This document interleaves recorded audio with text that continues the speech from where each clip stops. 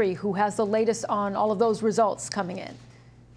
Sumi, we have got 66% of precincts counted right now, so it's not the final total. But for the past, I guess, hour or so, what we've seen is that Donald Trump lead of about 11 percentage points between both of those candidates has been holding steady.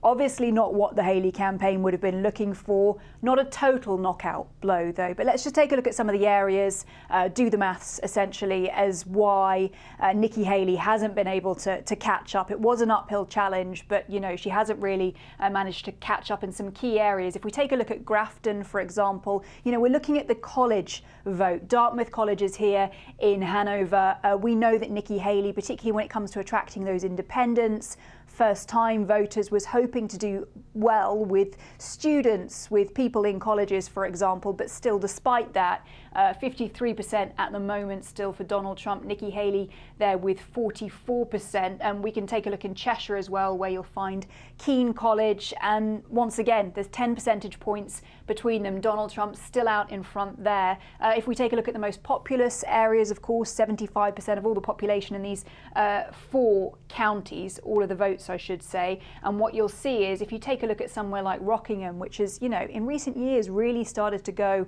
more liberal, with commuters coming in from Boston, for example, she's not been gaining traction there, still that 11% difference between them.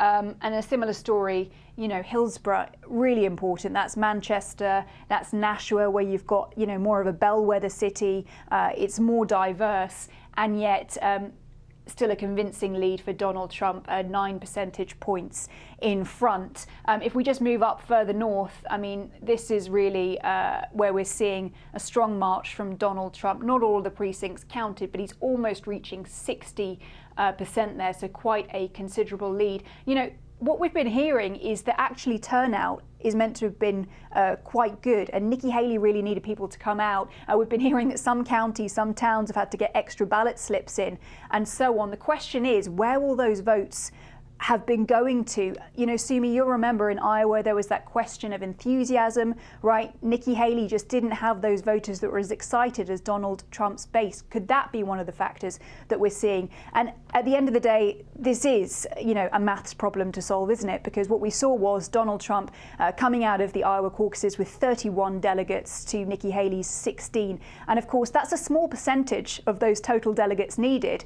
But as we go on further, as Nikki Haley continues on to South Carolina, as she insists that she will, delegates increasingly become important. Yeah, absolutely, Helena. Okay, thank you so much for that update.